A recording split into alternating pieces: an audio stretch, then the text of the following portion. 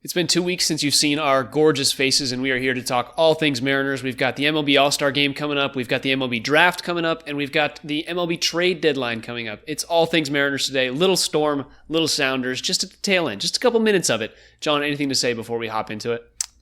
You buried the lead there. It's like, oh, MLB this, MLB that. We're talking Sounders this week, baby. We'll be back on the Mariners next week. No, it'll be good. 2 weeks in, we missed a lot to talk about since the big Chicago trip. But let's dive in. Yeah, here is some Coyote Picnic.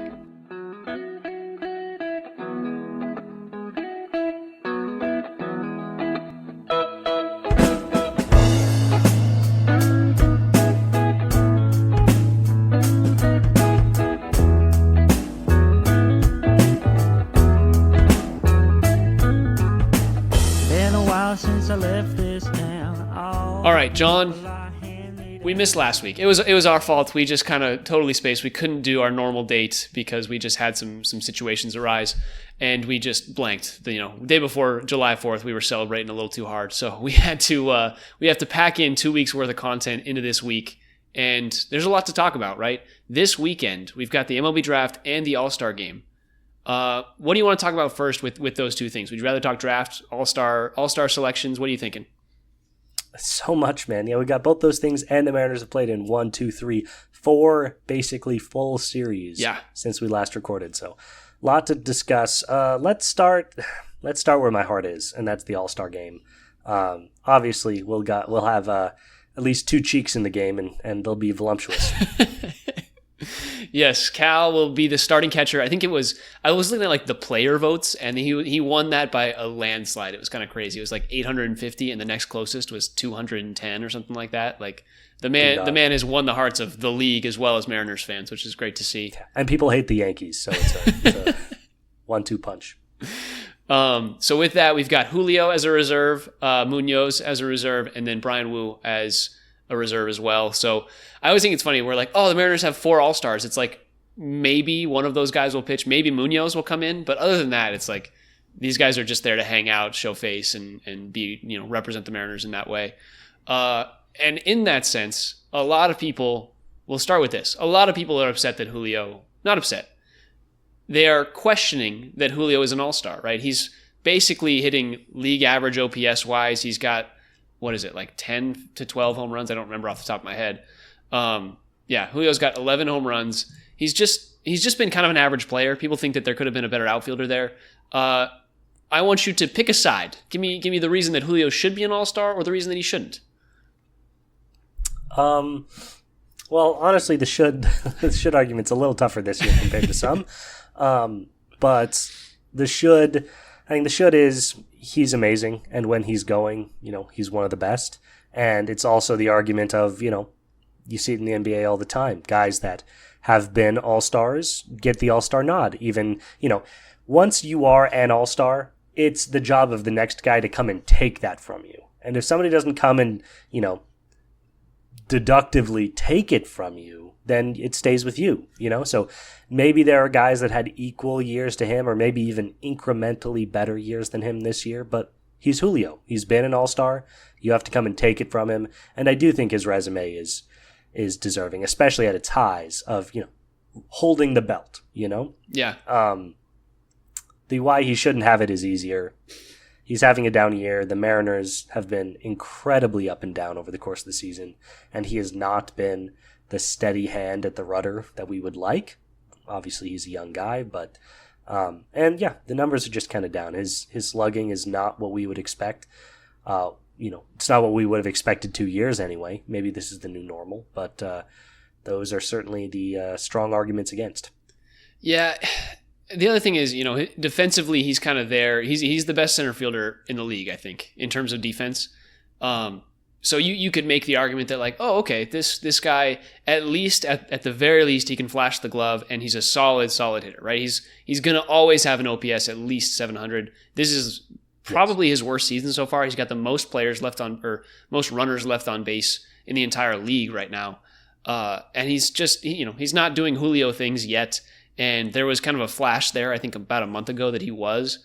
But when it comes down to it, it's like, yeah, you're right. Julio, in terms of name recognition is like a guy that you want to be at the All-Star game if you are the league, right? The league is like, oh, this guy could be, if he has a season where, it goes back to, I think it was 2022, where it's back to that level of play, he could be in that MVP conversation, and it could flip like a switch like that.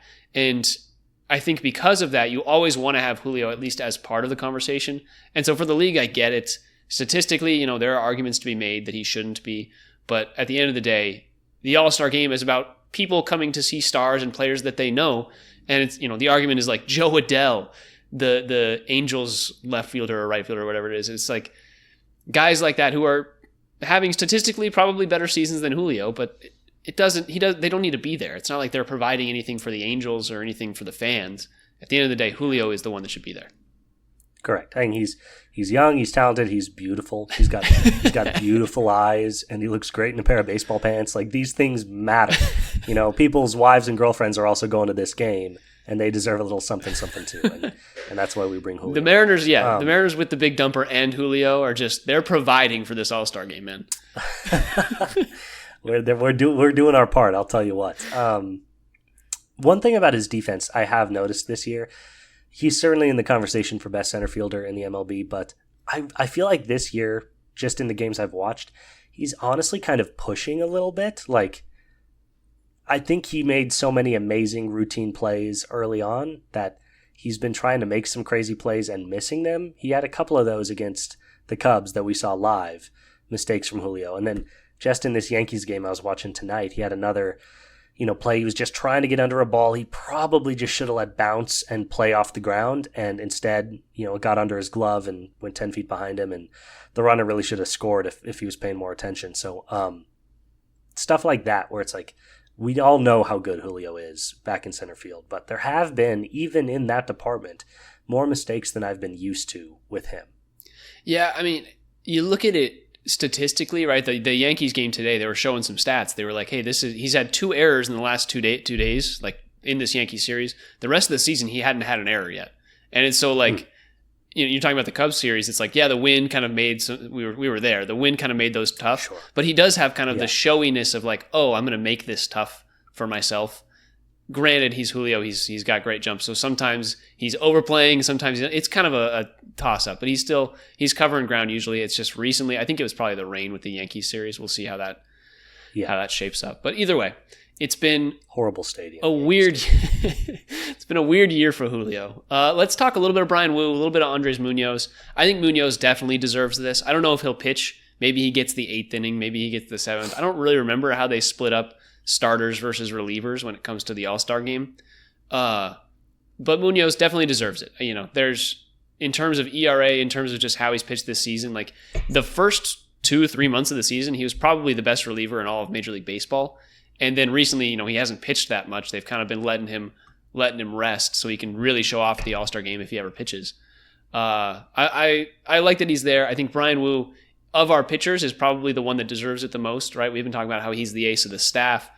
And I think he's just been so solid that it's hard to really give any reason that he shouldn't be there. I think there are some pitchers that have pitched better than him this season. You've got Tariq Skubal, but those guys are all there. He's that next rung. He's that tier 2 of a player that should be at the All-Star game.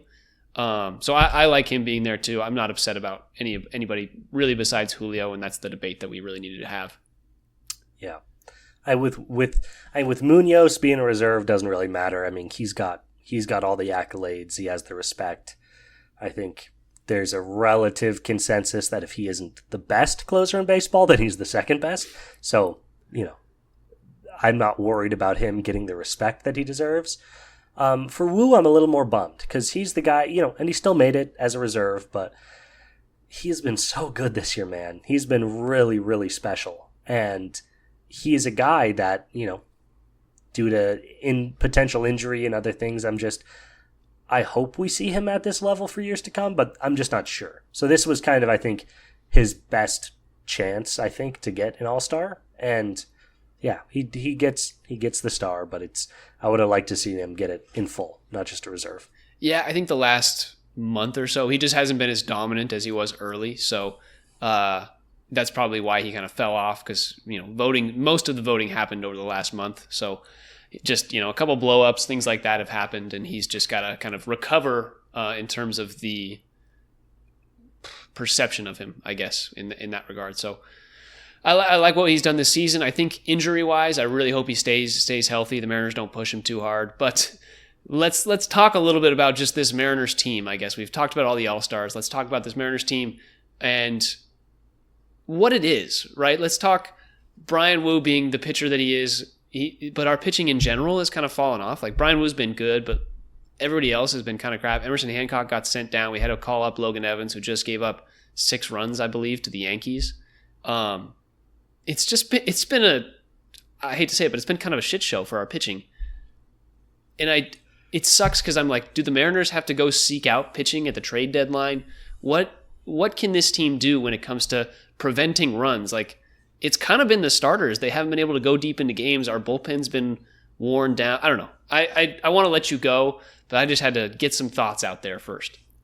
No, of course. Yeah, and those are all great thoughts. And, you're going to hate this, man, but I can't get distracted from this team and its needs, and the needs aren't with starting pitching. They're just not. I mean, you're 100% right that has been the problem, but that can't be the problem on a team constructed this way. Like, I understand that can be a frustrating thing to hear, but if this Mariners team invests more in its starting pitching, we're not doing anything. The rest of the team isn't good enough to buoy this if the starting pitching needs help.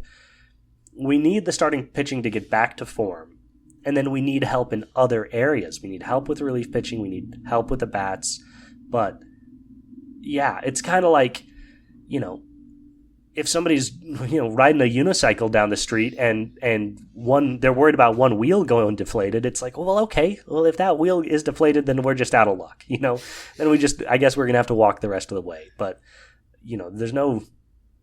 that has to be this team's strength, and they still have the names and the talent for that to be their strength. I think we just have to be patient with it, and we'll talk about pitching later when we get into floaters or flounderers, but I think there are, even with the 100% right shit show that it has been over the last 2 months, really, there are still some bright spots with the starting pitching. Yeah, I think when you really take a minute and you're like, okay, what is this pitching core, right? It's Brian Wu, and this season is not Bryce Miller, right? This season it's going to be Logan Evans or whoever this 5th starter ends up being. Maybe that's where you go. You acquire a 5th starter to fill that spot. But you don't need to upgrade. I've seen people wanting Zach Gallen, and it's like, if we want to go acquire Zach Gallen, that's going to be so much more of our prospect capital that we don't have to give towards hitting.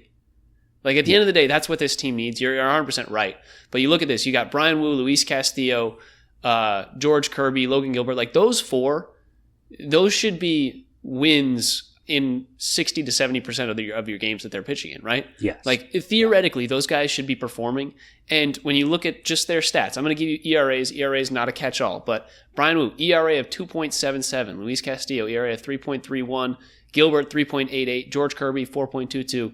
Gilbert and Kirby still coming back, kind of some inflated numbers there, but still, all things considered, those are relatively solid numbers that should be capable. And it doesn't feel right sometimes when you look at this pitching staff and you're like, how is this team not better?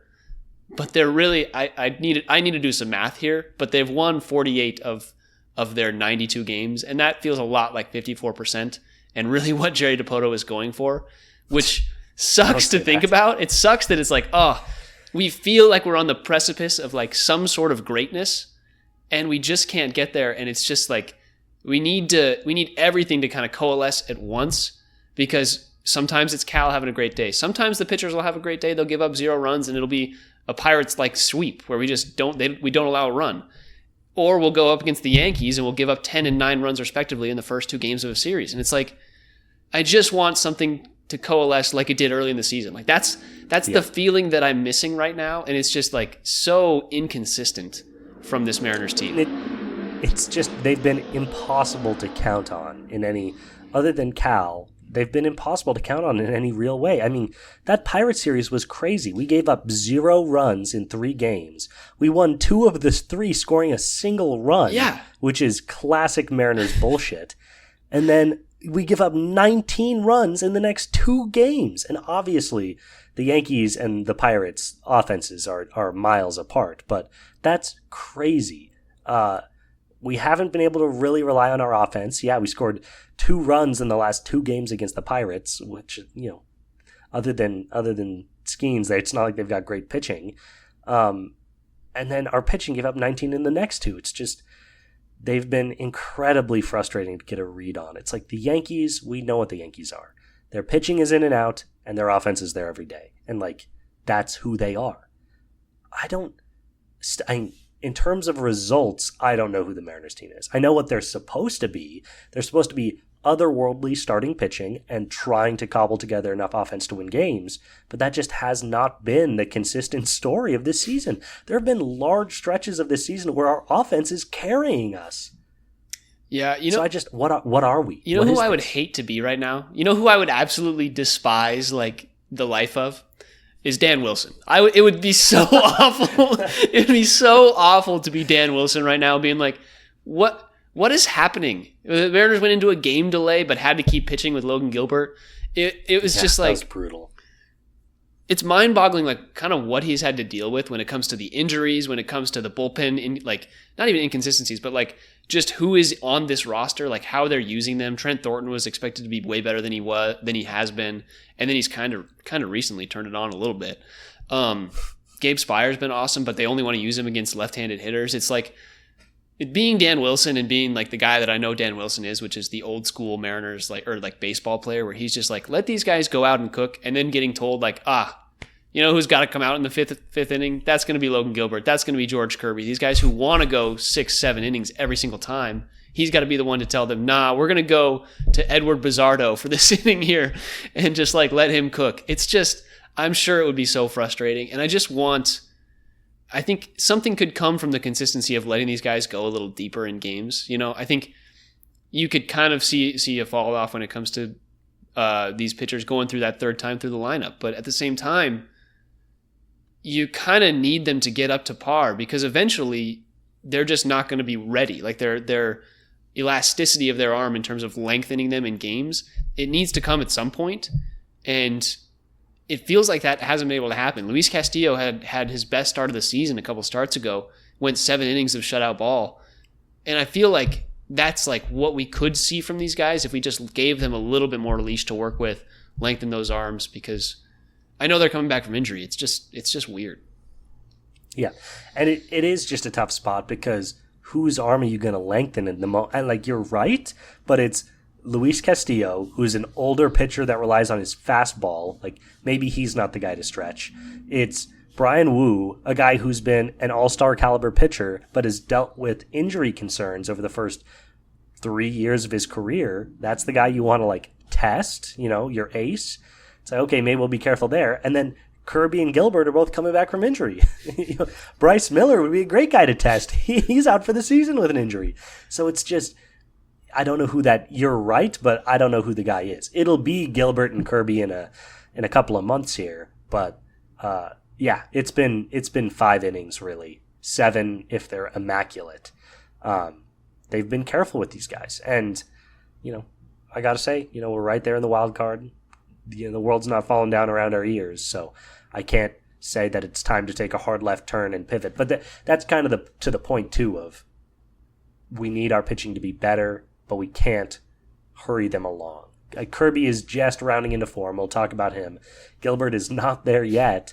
But what can we do except wait until these arms start to look a little better?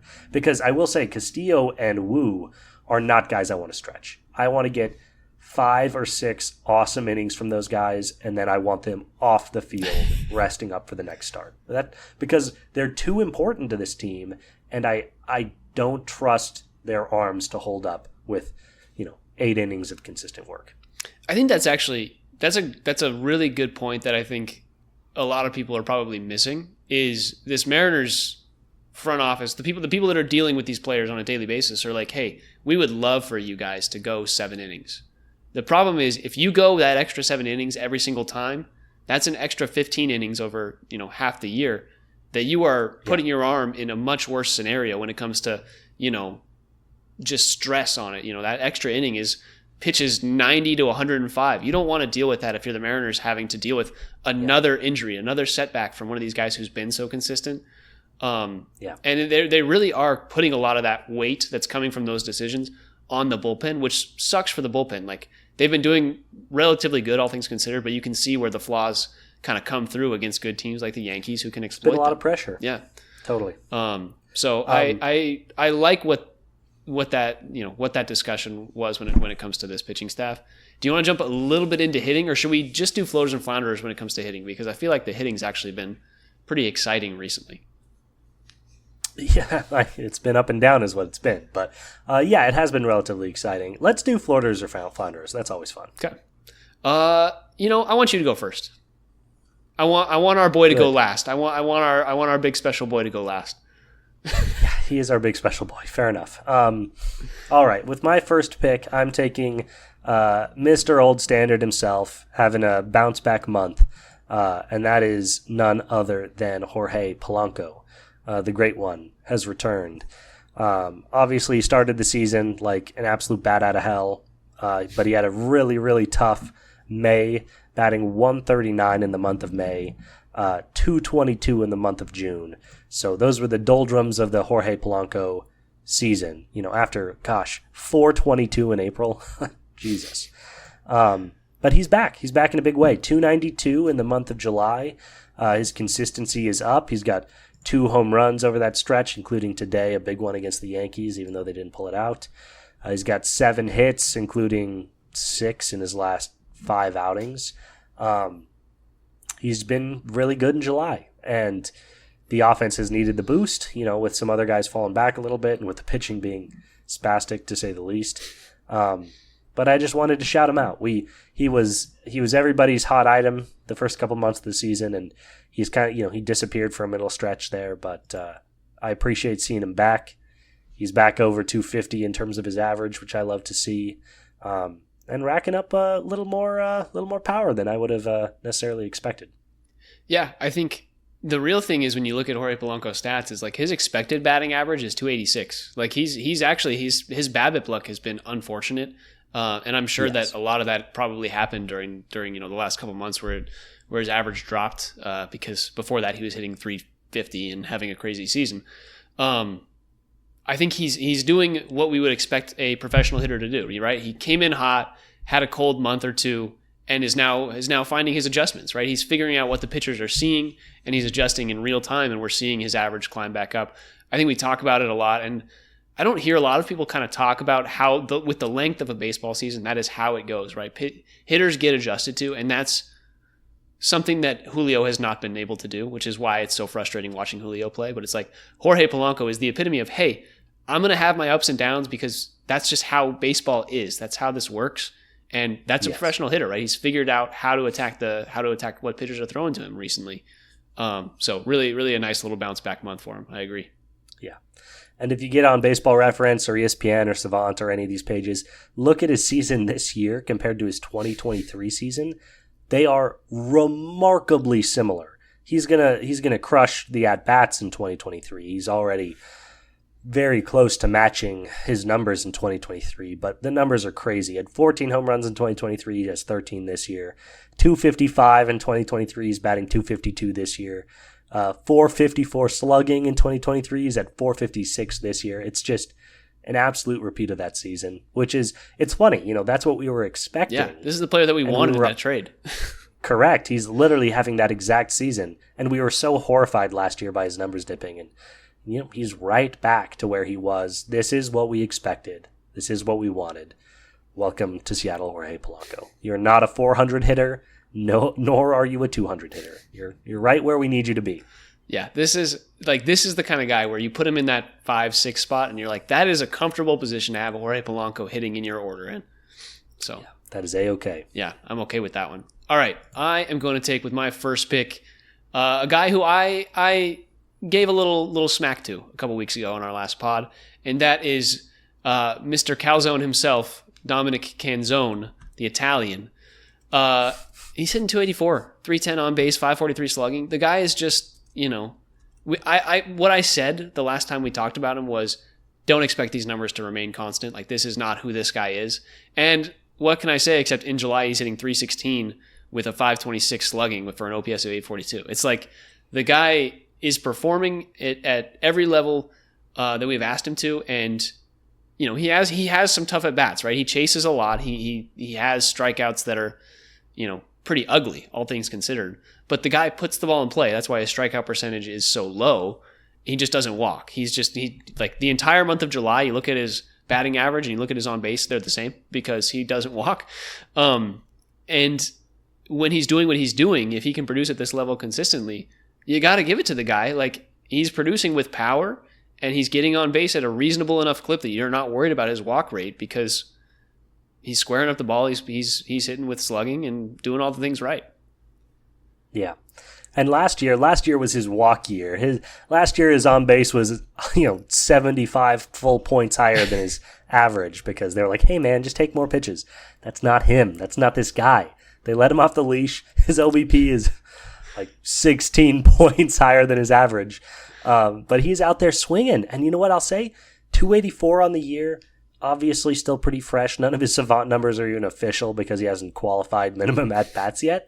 But his expected numbers are even higher than his average. His expected BA is 314.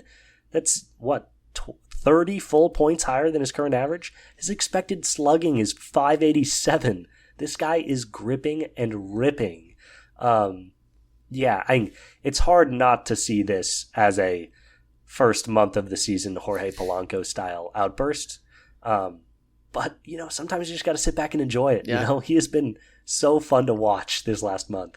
Dude, the guy's a barrel king. He barrels the ball at 15.4% of the time. He's in the top, if you just look at the stats, he's in the top like 10% of the league in a lot of the hard hit contact rate, which is just awesome. Like, the guy puts bat to the ball and it just goes yard. The guy has so much raw power. It's crazy. So got to shout out our boy Dominic Canzone, 6 foot, 190 pounds of pure muscle, pure tank. Palazzo de Barrel. We love this guy. All right, it's all you, brother. Well, that's enough on our boy Dom. I'm pulling a total bait and switch. We talked before, but believe it or not, we actually talked before we record these things and discuss, kind of our plans. But I am taking a hard left from our previous discussion. I was going to talk about Logan Gilbert and his shortcomings in the last couple of months. I'm not doing that. I'm pivoting to my boy, Mr. Jersey himself, George Kirby. I just think it's time for the shout out. We have not talked much about him since his first 2 schlackings in late May, where he gave up 11 earned runs to Houston and Washington. And then we just said, it's early. Give him time. We'll talk about him when he's better. And in that time, he's had 2, 4, 6, 8, 9 starts, and he's given up 4 earned runs against the Cubs. Go Cubs. And other than that, his other 8 starts, 2 earned runs or less, including 2 total earned runs in his last 3 outings. George Kirby has been cooking. Shout out to our boy George. He's all the way back. Talk about lengthening some arms. I want this guy throwing 11 innings a night out there.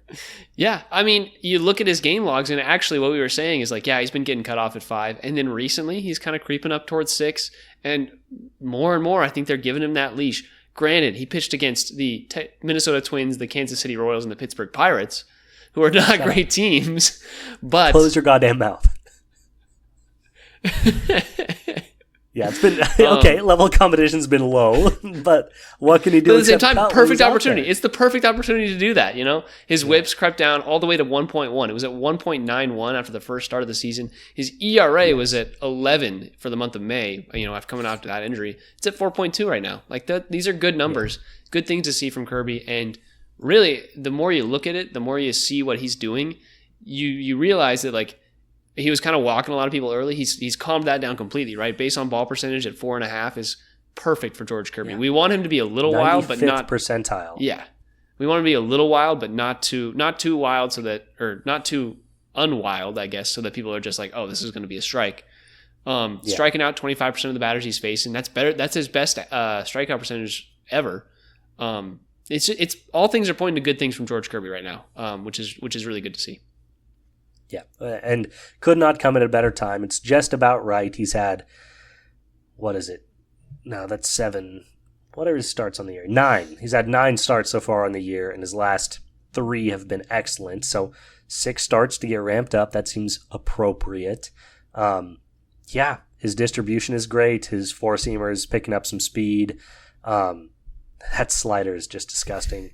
Yeah, I'm so glad. Kirby's been a bit mercurial over the last couple of years. Kind of hard to get our arms around in terms of what his production is going to be.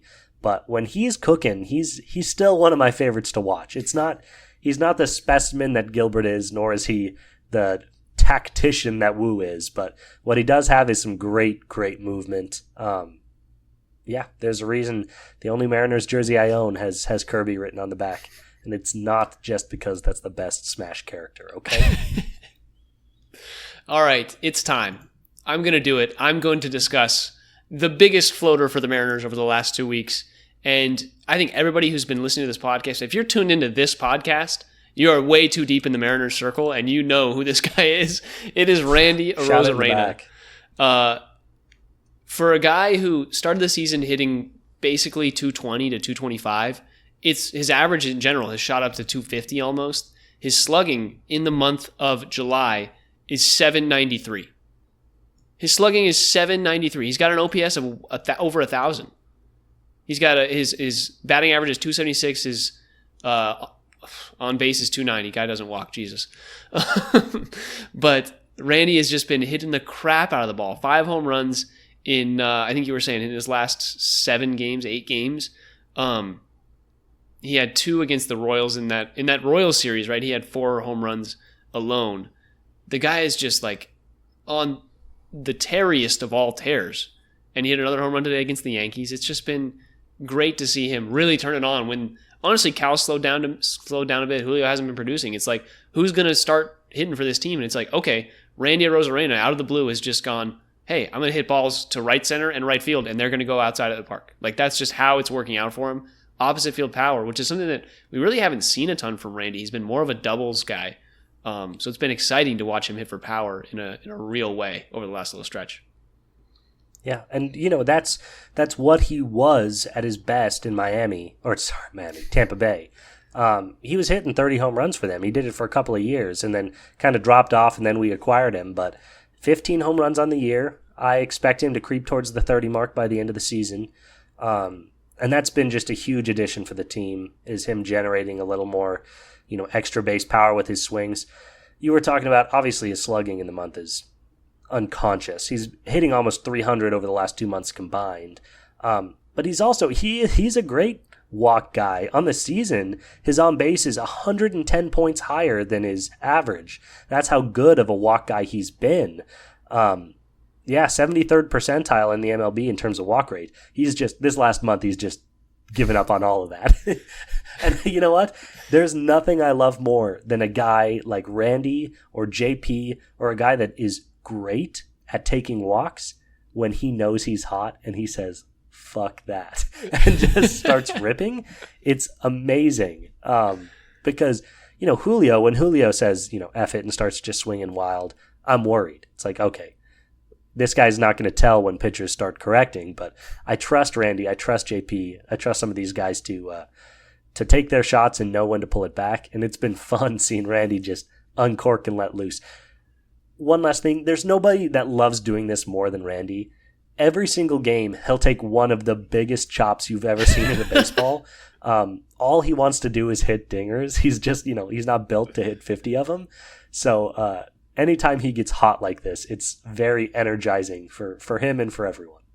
Yeah, I love watching Randy when he's hot. I think you're a guy who loves watching Randy Arozarena. You love watching fun baseball players play the game of baseball. You're you love a Javi Baez. You just love the athletes being athletes. I know you. Yes. And I knew that this last couple of weeks have just been your Randy Arozarena time, where you've just been tuned in whenever you can be. So it's been really exciting for as fans to like watch him get hot again in a real way. So we just had to shut him out. Yeah, it's been awesome. Shout out to Randy. One of his best, definitely his best slugging month that he's ever had with the team. So that's been awesome. It's been at a big time. I wish more of those home runs came in wins, but we take what we can from the man. Yeah. Okay. We've been talking for 36 minutes, and we both said that we would stop at 30, but we have one more thing to talk about, and that is the MLB Draft. We're going to talk about it for 5 minutes. Just kind of, it's happening this weekend, just so you guys know where we're at, just so you guys know where the Mariners are at. It's pretty consensus that people think Cade Anderson is going number 1 to the Nationals, and then the Angels are likely going to take, I think it's a little bit of a toss-up, but they will likely take a prospect that is pretty ready for the next level. Whether that, it doesn't sound like it's going to be Holiday. It doesn't sound like the Mariners are super impressed with Holiday. It kind of sounds like, was it Hernandez? I'm trying to remember all the names, but in general, I'm going to give you 3 names. We've talked about them all before. I'm just going to give you 3 names, and we're going to say, at this point, the Mariners are likely to be able to have any of them. So I want you to give me your thoughts as to which one you would like. That is Jamie Arnold, the pitcher out of Florida State, left-handed pitcher, who we've talked about before. He's a really solid pitcher. It's kind of him or the guy from Tennessee who I'm blanking on the name on, but Liam Doyle. They're basically the same guy, same just really solid lefty. At the very least, they're going to be a back end of the rotation guy. At their peak, they could be a number 2, number 3 starter. Like, these are really solid guys that the Mariners could bring up at a decent pace. You've got Ava Arquette, the shortstop out of Oregon State, who is probably the closest to ready shortstop in terms of like availability to be playing at the majors in a short time. And he's a great player. He's a great player. Obviously, if the Mariners are thinking about taking him at number 3, like these are great stats. And these are great players at any spot. And the last player that I'm going to mention is Eli Willits. Eli Willits is a prep shortstop, so he's kind of a younger guy. Good toolsy guy, but that's more of a project. He's a like I said, prep guy. So Mariners are going to have to stick with that player and kind of bring him up. Of those names, which one kind of piques your interest the most? Who are you hoping the Mariners take? Next week we'll have the results, right? The draft is July 13th and 14th. So next week when we record this podcast, we will know. So who do you want the Mariners to take? Yeah, it's tough. I think normally, my belief when it comes to prospects is that if you hit on a pitcher, there's always more value there than there is with an arm. You can trade a pitching prospect for a good arm or a good bat. You can't necessarily trade one the other way around. So the Mariners have been so good at developing awesome arms that part of me just wants to just keep going back to the well and keep drafting pitchers. The guy out of Florida State's a stud. He's awesome. But one thing I will say is obviously I'm an Oregon State guy. I love my Beavs. And I think, shortstop for them, he's been awesome this season. His numbers are fantastic. It's one of the more important defensive positions in baseball. There's always needs for a good shortstop. And I also just can't help but wonder if timeline-wise, if him and JP kind of line up in terms of, how much more real top-tier quality play are we really expecting out of JP? 1 year, 2, maybe 3. And that seems like about when he might be ready to really step into a major MLB role. So the potential seamlessness of a transition like that for a guy that's fairly MLB ready, it's kind of calling to me. It's a little bit tempting. Little trivia question for you here. What does JP stand for in JP Crawford? Well, you know what I want to say, but I know that it is John Paul, right? Oh, he's good. I didn't think. I was looking up our shortstop depth chart, and I was just like, oh, John Paul Crawford. Who is that? All right, you're good. He's a real Mariners fan, folks. But yeah, that's the one that stands out to me just because of the potential short-term need at a pretty important position. Yeah, the more I think about it, I think the prep shortstop and Eli Willis, I know the Mariners have been tied to him.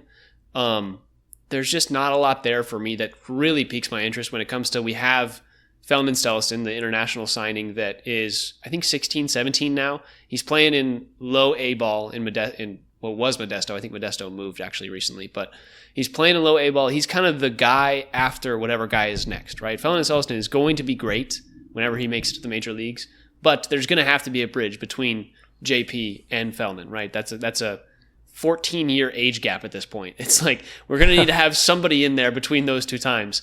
And I think that Ava Arquette is kind of the perfect bridge for this Mariners team. You've got Colt Emerson, who kind of like Cole Young is like in that age range, but he's not necessarily a shortstop. I think those two could be competing for a second base spot. And in that way, one of them is probably going to get traded here sometime soon. I think Colt is more likely to stay with the team, and Cole Young hasn't necessarily proven himself, but he could have a really good role on a team that's kind of up and coming, trade him to the White Sox or something like that. So with that being the case, I think I would lean Ava in terms of who I want the Mariners to pick. I would think that they would feel super comfortable taking Arnold or Doyle and just developing that left-handed prospect. I think you also have to think about George Kirby probably is going to leave by the time this guy stays with the team or like comes up to the major league level. Kirby's got another 3 years or so left before he's, I think, free agency eligible. So it's going to be tough to see George Kirby go. Your jersey's going to have to go up in the rafters, John. But I think Arnold is probably a suitable replacement, and I think the Mariners are really going to commit to Wu and Gilbert, and we'll see where this goes. But they are going to need to replenish these arms sooner rather than later, right? Logan Evans and Emerson Hancock have not provided enough pitching power to be the guys for this team going forward. They need more arms. So I'm okay with any of them. I think Arquette or Arnold are probably our best two options. We already agreed. We won the lottery just to be here, and there's a lot of great names on the board, and I am the opposite of a baseball scout, so whoever they pick, I will be pleased and excited to see where they go. But love me my Beavs, and I love me some shortstop prospects, so I'm just an easy man to please. Yep. All right. Before we move off the Mariners, I do just the one quick shout out that just has to happen is do it. Cal Raleigh breaking Ken Griffey Jr.'s record for the most home runs by a Mariner all time prior to the All-Star break with 36, which I believe is one shy of his career high. And we have not reached the All-Star break yet. So just want to shout out Cal. That's a huge deal. Very exciting. And he didn't make the list today. Cal for MVP. You heard it here from this channel. We are Cal for MVP stands. We don't think the Judge deserves it. Cal is the guy. Don't look at this series too closely. Yankees have been slumping. They suck. If Cal was hitting in Yankee Stadium, he would have 45 home runs by this point. You know, that's just kind of how it would work. Easy peasy. Put that guy in Wrigley. 100 moon balls. All right. Before we sign off, real quick notes. Like we said, Sounders and Storm had to be discussed. The Sounders have gone 1-0-1 since the Club World Cup. They beat Vancouver, I believe it was. No, they beat ATX, which is probably Austin, Texas. I have no idea. Texas, Austin. baby. They beat Austin 2-0, and they tied, what is CLB? Columbus. That's not a real city. You're good, man. You're quick. So 2 solid games. The Sounders are kind of just getting back into the MLS swing of things. So hopefully they can do well against Sporting KC this weekend. Any notes on them, John? Yeah, they got a red card in each of their last 2 matches, which I just love to see. Keep throwing it around out there, young bloods. You know, keep stacking wins and ties while leaving the other team with bloody noses. I just love that shit. Yeah, hey, they're doing way better than they did last year. I will be honest. They were at this point last season. They were probably in that 13 spot in terms of the the standings. So we like to see them at least playing decently, and we'll see them pick it back up as normal. The Storm have gone 3-2. 5th in the West, room to climb. Yep, Storm have gone 3-2 since we last talked. The fact that the real thing is that they lost to the Connecticut Sun today. Is it the Connecticut Sun? That doesn't sound right. Yeah. Really? The Sun. Wow. I know, it's Connecticut. Who would have guessed? What's the Phoenix team? Mercury. The Phoenix Mercury. You're thinking of the professional Phoenix Suns. I know, but it's like, why would they have the Suns be in 2 different spots? I don't know. It doesn't make sense to me. Anyways, they lost to Connecticut, who was 2-16 at the start of the day. So now they're 3-16, and it makes me feel bad to be a Storm fan sometimes, but they play them again on Friday, so we'll hopefully see them rebuttal with a smackdown of winning by 25. So they're decent. Yeah, they've been up and down this year, but you know what? They've beaten all the good teams. Yeah. Don't focus on the Connecticut game. One game before that, they beat the New York Liberty 79-70, and that was with Ionescu and Breanna Stewart on the court. Yeah. So this team continues to have high highs and low lows, but they're all the way up to 12-7 at this point of the season, firmly in position in the Western Conference. What are they at? Third now behind the Lynx and the Mercury. But them and the Mercury are, just beating each other up for second in that division, conference, I should say. And yeah, the Eastern Conference is really coming down. Caitlin's been hurt. The Liberty have not been nearly as invincible. The Storm are in the conversation with every team in the East. The only team that seems above and beyond right now are the Minnesota Lynx. And the Storm have beaten that team this season. So keep your eyes on this team is what I will say. Wow. John was out on them week 2, and now he's fully in. He's fully in. I'm all the way back. All the way back. This Skylar veteran Diggins, team is gonna pull John back in. If I don't have a Diggins jersey by the end of the year, I'm gonna eat a hat. I'm just gonna shout out my Twitch right here. One of the Pokemon in my playthrough for Pokemon Platinum right now is named Skylar Diggins Smith because she's number 4. Let's go. This is the content we need. The crossover we've been waiting for. Other than that, anything to say before I wrap it up here? Get us out of here, man. I'm sick of this. All right. Well, for John Carey, I'm Tyler Cartwright, and this has been the Sound Up Seattle podcast. If you enjoyed this episode, please feel free to give us a follow, subscribe on YouTube, get to see our gorgeous faces looking at the whiteboard behind me and John's awesome polo shirt. It's lovely over here on YouTube. We love subscription. We love listening on any device. You can find us on Apple Podcasts, Spotify, wherever you listen to podcasts. You can find us on Twitter, TikTok, and Instagram, all at SoundUpSeattle, all lowercase, all one word. You can email us questions, comments, concerns at soundupseattle@gmail.com. You can find me, Tyler, at TyCart50, everywhere that's important. And you can find John playing more Pokemon than you could possibly believe. The Delta emulator is a game changer, and I'm never working again. He put down the controller sticks to pick up the Game Boy on his phone. That's what happened this summer. His girlfriend said, no sticks. And he said, okay, give me my phone. I'll just be over here. Bet. She just thinks I'm texting a lot. You can use me at any time. I'll be the bait. She'll give me a call. I'll be like, we were talking about the pod. Yeah, we're just talking a lot, man. I just miss Tyler. I'm going to go text him for 45 minutes. All right. With all that being said, let's go, nerds. Let's go, big dumper, big All-Star game weekend. Let's get this dub. Big All-Star, baby. Let's go. Let's go, Storm. I just want to clarify something that we mentioned. I just want to say explicitly, the top 3 teams in the WNBA are the Lynx, Mercury, and the Liberty. We are 4-0 against those teams in our last 4 matchups with them. This team is real. We're the Giant Killers. Go Storm.